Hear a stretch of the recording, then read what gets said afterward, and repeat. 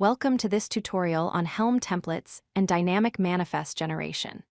Helm is a powerful package manager for Kubernetes, and one of its most valuable features is the ability to transform static Kubernetes YAML files into dynamic, reusable configurations using GoTemplating. Instead of maintaining separate manifest files for different environments like development, staging, and production, Helm templates allow you to define your infrastructure once and customize it through values. This makes managing Kubernetes applications across multiple environments significantly more efficient and maintainable. Helm templates are files that combine standard Kubernetes YAML with GoTemplate directives to generate manifests dynamically. Think of them as blueprints that accept parameters and produce customized Kubernetes resource definitions. The main purpose of Helm templates is to enable parameterization and reusability of Kubernetes configurations across different environments. Instead of copying and modifying YAML files for each deployment, you can use a single template and change only the values. All these template files are stored in the templates directory of a Helm chart, which is the standard location where Helm looks for files to process and render into Kubernetes manifests. Let's explore the basic syntax of GoTemplates in Helm. There are three fundamental patterns you need to know. First, the standard delimiters use double opening and closing curly braces.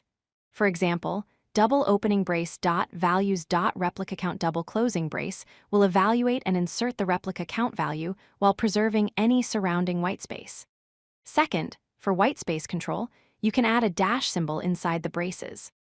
Double opening brace dash dot values dot image name dash double closing brace will trim whitespace before and after the expression, which is useful for creating clean, properly formatted YAML output.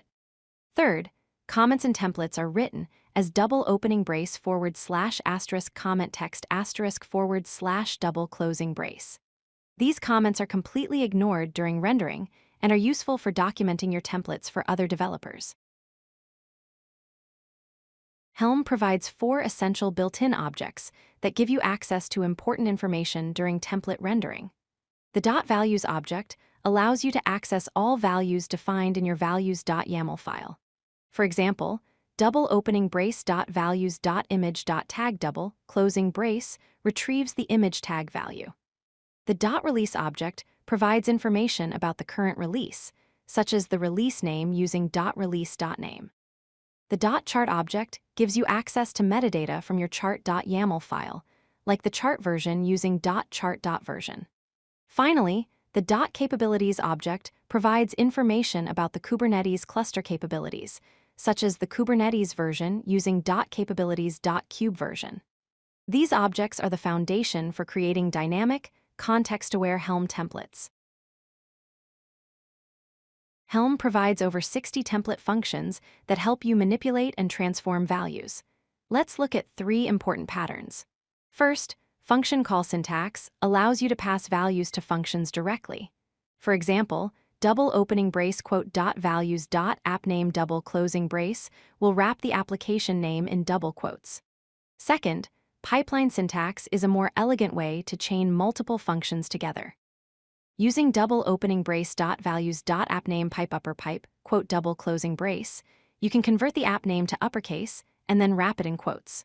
The pipe operator passes the result from left to right, making your templates more readable.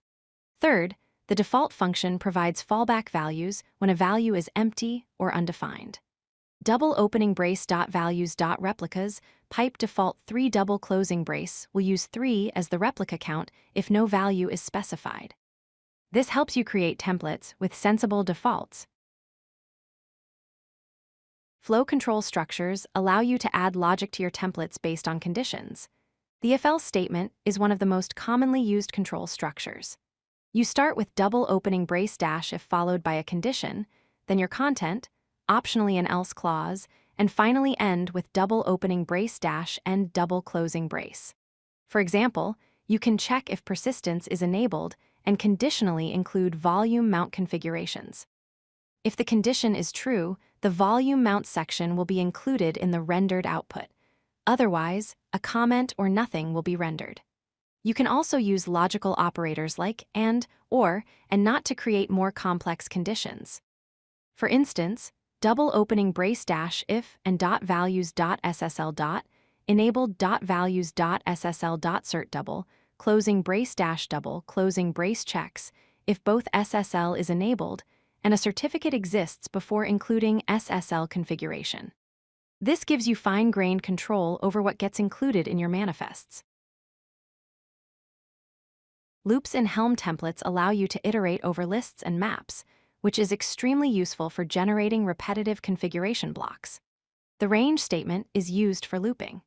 To iterate over a simple list, you use double opening brace dash range dot values dot environments double closing brace, then reference each item with a single dot, and close with double opening brace dash end double closing brace.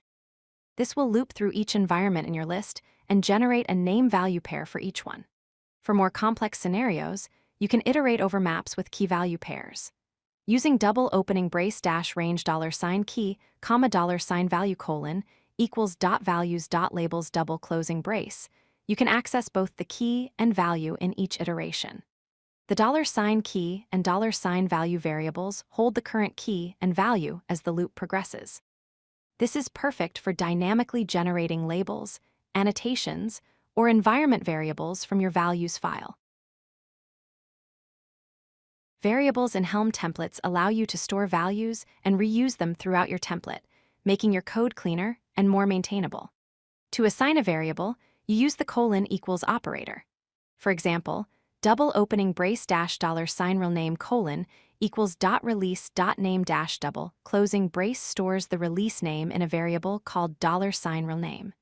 You can create multiple variables to hold different values. Once you've defined variables, you can reference them anywhere in your template using the $prefix. For instance, name colon double opening brace $real name double closing brace dash double opening brace chart name double closing brace combines the release name and chart name with a dash separator. Variables are especially useful inside range loops where the dot context changes, as you can store the outer context in a variable before entering the loop and still access it inside. Name templates, also called partials or helpers, allow you to define reusable template blocks that can be included in multiple places. This promotes the DRY principle, which stands for don't repeat yourself. To define a name template, you use the define directive. Double opening brace dash define quote michart.labels quote double closing brace starts the definition, followed by your template content, and double opening brace dash end double closing brace closes it. Conventionally, these definitions are stored in a file called _helpers.tpl in your templates directory. The naming convention typically uses the chart name as a prefix, like michart.labels, to avoid naming conflicts. To use a name template, you include it with the include function.